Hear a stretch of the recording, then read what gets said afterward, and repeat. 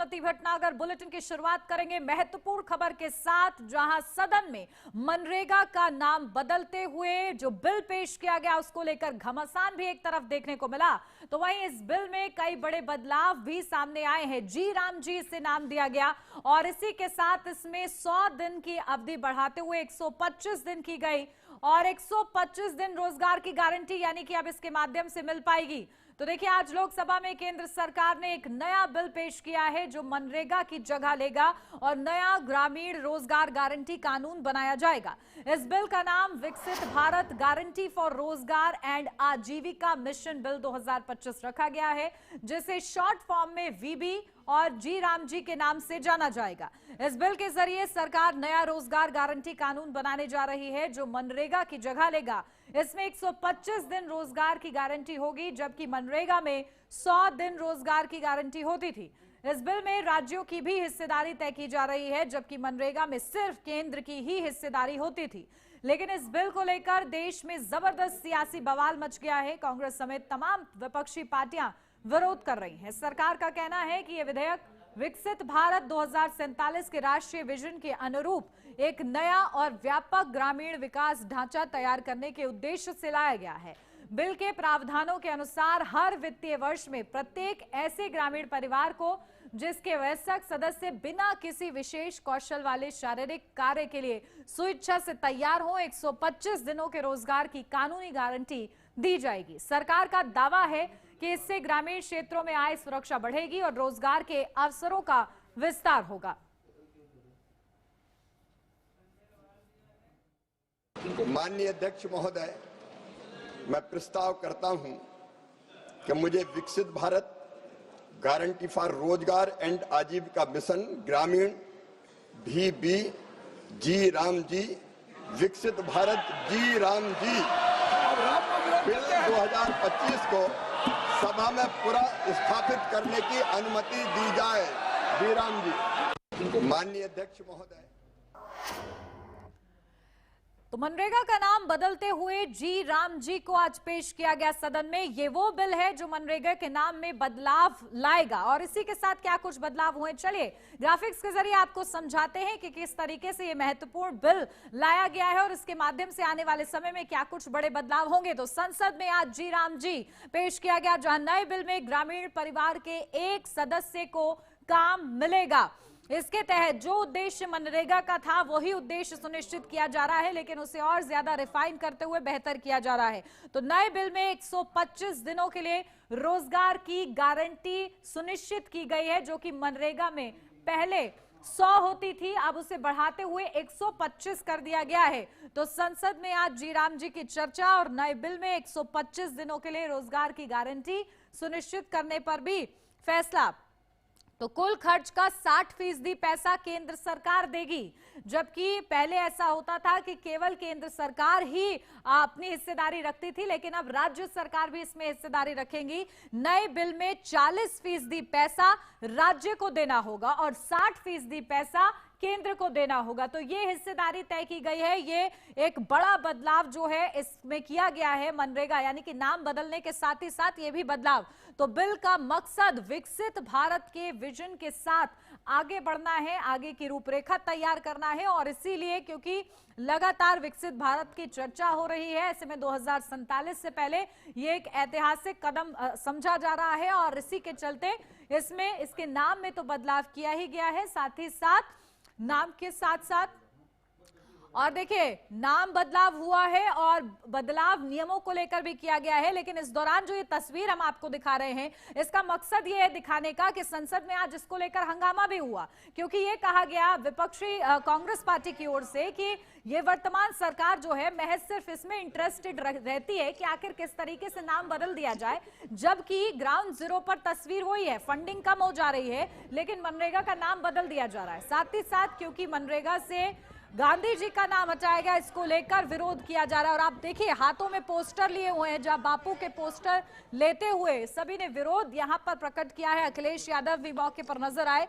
और देखिए किस तरीके से विरोध जाहिर करने का जो उनका तरीका था वो देखने को यहां पर मिला है। और इसी के साथ अब रुख करेंगे और बढ़ेंगे आगे कि आखिर किस तरीके से संसद में, क्योंकि जहां एक तरफ हंगामा हुआ इस मनरेगा को लेकर, तो वहीं दूसरी तरफ आगे बढ़ते हुए चर्चा इस बात को लेकर भी कि लूथरा ब्रदर्स को क्योंकि भारत डिपोर्ट किया गया, क्योंकि उत्तर गोवा के नाइट क्लब अग्निकांड के मुख्य आरोपी गौरव और सौरभ लूथरा दिल्ली लाए गए हैं। अदालत ने दोनों आरोपियों को गोवा पुलिस को 2 दिनों के रिमांड पर भेज दिया है। 6 दिसंबर को हुए इस अग्निकांड में 25 लोगों की मौत हो गई थी। तो क्लब के मालिक सौरभ लूथरा और गौरव लूथरा हादसे में कुछ घंटों बाद ही थाईलैंड भाग गए थे। गिरफ्त में लूथरा ब्रदर्स अब आ चुके हैं और इसी के साथ कार्रवाई तेज होती हुई इस पूरे मामले में नजर आएगी।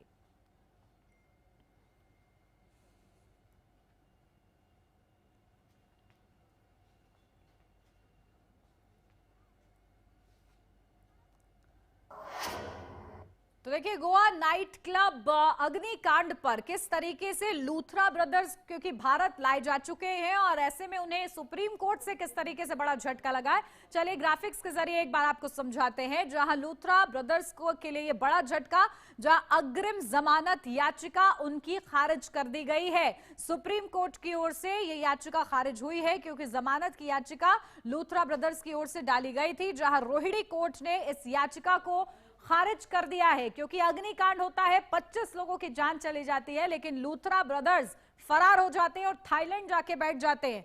तो 4 हफ्ते के लिए अग्रिम जमानत की मांग की थी, लेकिन इसे खारिज कर दिया गया है सुप्रीम कोर्ट की ओर से।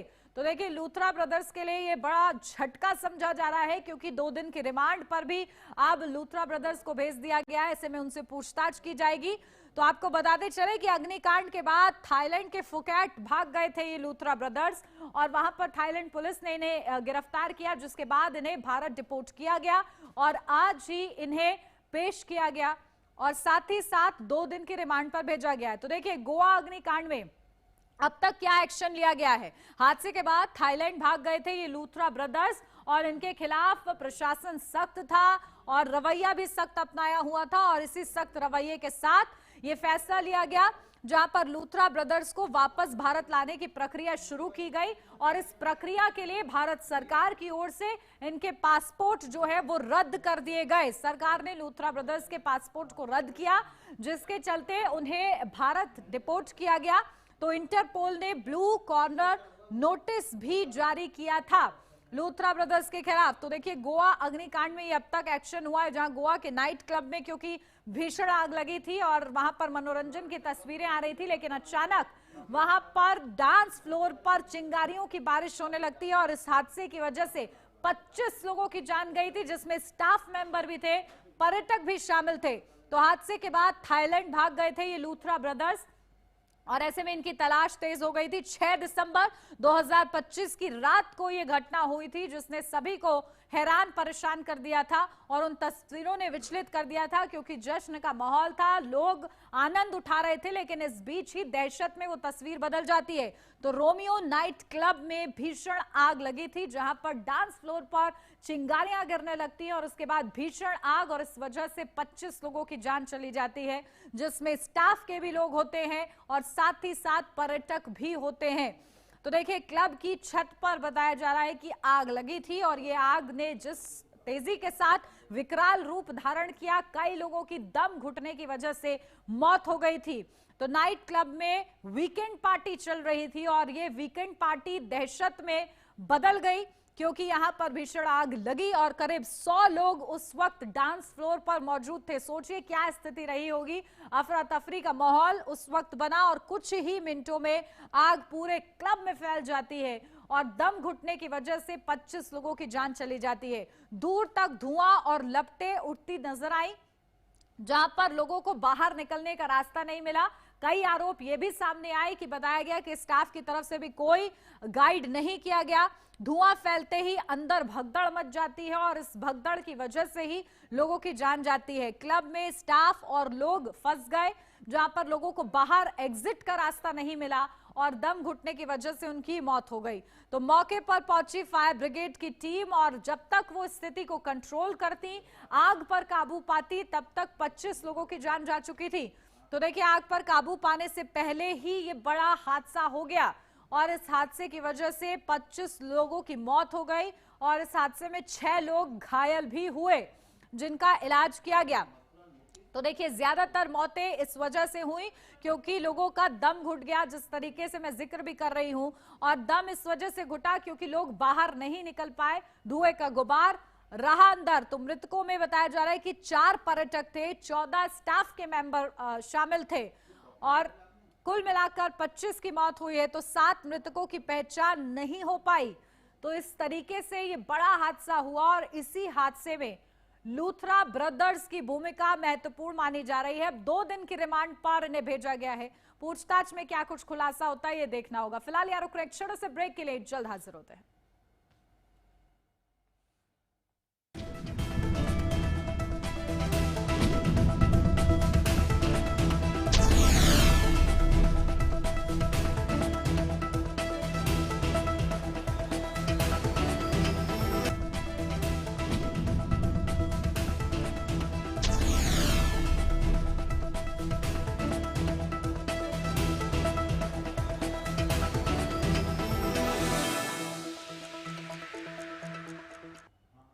ब्रेक के बाद स्वागत है आपका। बढ़ते हैं आगे। भारत ने संयुक्त राष्ट्र सुरक्षा परिषद यानी कि यूएनएससी में पाकिस्तान को कड़ी फटकार लगाई है। संयुक्त राष्ट्र में भारत के राजदूत हरीश पर्वत नेगी ने कहा कि पाकिस्तान की अंदरूनी राजनीति में जो उथल पुथल चल रही है उसका सीधा रिश्ता उसके सीमा पार आतंकवाद से है।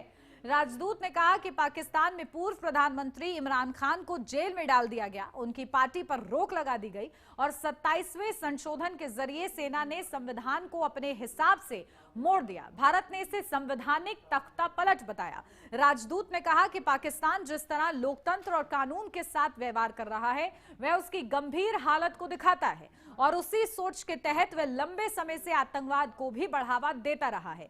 राजदूत ने पाकिस्तान को आतंकवाद का सेंटर बताया। भारत ने पाकिस्तान को करारा जवाब देते हुए जम्मू कश्मीर पर उसके दावों को पूरी तरह खारिज कर दिया। राजदूत हरीश पर्वत नेगी ने कहा कि जम्मू कश्मीर और लद्दाख भारत के अभिन्न और अविभाज्य हिस्से थे और हैं और हमेशा रहेंगे भी। पर्वत नेगी ने आगे कहा कि पाकिस्तान का जम्मू कश्मीर का आवश्यक जिक्र करना उसके भारत को नुकसान पहुंचाने के खतरनाक सोच को दिखाता है। राजदूत ने पाकिस्तान को आतंकवाद का सेंटर करार देते हुए कहा कि वह संयुक्त राष्ट्र जैसे मंच का इस्तेमाल भारत और उसके लोगों को नुकसान पहुंचाने के लिए कर रहा है।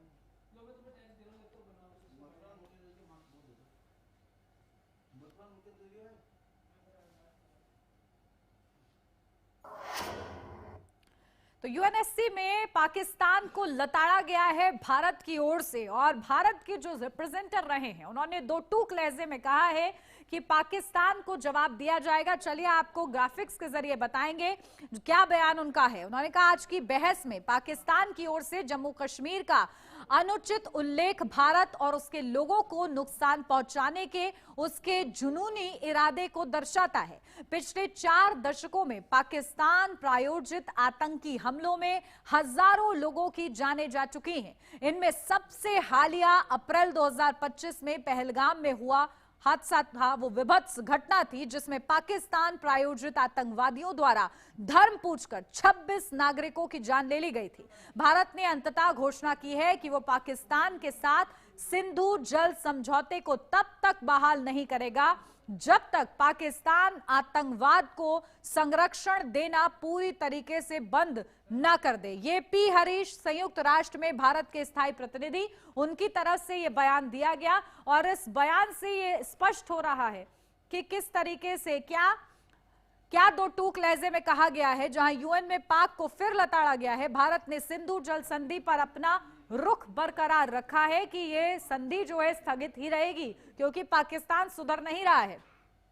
और साथ ही साथ ये कहा गया कि सिंधु जल संधि स्थगित रहेगी, भारत की ओर से स्पष्ट किया गया और इसमें शर्त भी ये रखी गई है कि आखिर पाक आतंक को समर्थन देगा तो संधि की बहाली नहीं होगी। ये 2 टूक लहजे में साफ कर दिया गया है। तो कुल मिलाकर पाकिस्तान को लताड़ा गया है आतंकवाद के मुद्दे पर। और देखिए इसी के साथ अब बढ़ेंगे आगे। जो हरियाणा विधानसभा सत्र से पहले नेता प्रतिपक्ष भूपेंद्र सिंह हुड्डा ने सरकार पर तीखा हमला बोला। उन्होंने कहा कि आज कई मुद्दों पर चर्चा हुई है और सरकार हर मोर्चे पर फेल साबित हुई है। कांग्रेस विधानसभा में अविश्वास प्रस्ताव लाएगी और वोट चोरी से जुड़े आरोपों पर सरकार से जवाब मांगेगी। हुड्डा ने सत्र की अवधि बढ़ाने की मांग करते हुए कहा कि लोगों का सरकार से भरोसा उठ चुका है। वहीं कांग्रेस प्रदेश अध्यक्ष राव नरेंद्र ने मनरेगा का नाम बदलने पर नाराजगी जताई और ऐलान किया कि कल प्रदेश भर में कांग्रेस इसका विरोध करेगी।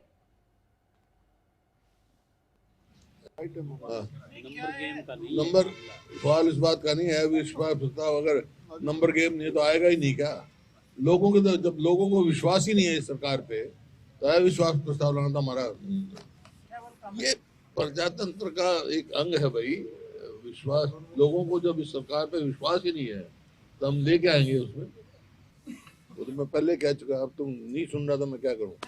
बैठते ही कहा था नहीं है, उनको कैसे सुनूंगी भाई? तेरे सुनी नहीं, पहले कह चुका मैं। अवधि कम है और लोगों के क्वेश्चन नहीं लगे हैं तो सब मांग करेंगे ताकि इसकी अवधि बढ़ाई जाए। वो क्वेश्चन से 15 दिन पहले क्वेश्चन पूछे जाते हैं, तो 3 तारीख को क्वेश्चन डाले हमारे साथियों ने। इनने 18 सेशन बुला लिया, 19 की वजह 19 को बुलाते हैं, सबके क्वेश्चन ले जाते हैं। हाउस में होंगे ना सारे, सभी साथी बोलेंगे, सब अपने अपने कोई किसान के मुद्दे हैं, कानून व्यवस्था है, बेरोजगारी है और जो आपका नुकसान हुआ है किसान का वो है, खिलाड़ियों का है, मुद्दे। लेकिन जिले बनाने का मकसद ये है कि लोगों के वो करें, खाली घोषणा से नहीं, लोगों को लाभ पहुंचना चाहिए। मैंने तो कहा, वहाँ हमारे सांसदों ने भी उठाया है कि जो अहमदाबाद में हो रहा है तो हरियाणा को भी होना चाहिए, ये भी मुद्दा है। इस मुद्दे को लेकर के कांग्रेस पार्टी की तरफ से पूरे देश में कल प्रोटेस्ट किया जा रहा है। सभी जिला हेडक्वार्टर्स के ऊपर, हरियाणा के अंदर भी होगा। और बहुत ही इस बात का अफसोस है कि महात्मा गांधी जी के नाम से, जो हमारे राष्ट्रपिता कहलाते हैं, कोई अच्छी स्कीम कांग्रेस सरकार लेकर के आई थी। इनको चाहिए था कि उसकी वेजेस बढ़ाए, दिन बढ़ाए, गरीब को फायदा हो, न कि उसका नाम बदला जाए। इस बात की सभी आलोचना कर रहे हैं। हमारे सांसद साहिबान सभी लोकसभा के अंदर उठा रहे हैं, राज्यसभा में, लोकसभा में, और हम सब लोग भी यहाँ भी इस मुद्दे को ले जनता के बीच में जाएंगे। इनको नाम बदलना आता, काम करना नहीं आता। देखिए, हमारे शुरू में यही 2 प्रस्ताव पास करे थे। एक तो जो है हमारे जो स्पीकर थे शिवराज पाटिल जी और साहिब सिंह सैनी जी विधायक थे हमारे, उनके शोक उसमें हमने 2 मिनट शोक रखा पूरी CLP में। दूसरा जो फैसला आया है दिल्ली नेशनल के बारे में, उसका स्वागत किया। और इसी के साथ इस बुलेटिन में बस इतना ही। खबरों का सिलसिला आगे भी जारी रहेगा। बने रहिए HNN न्यूज के साथ।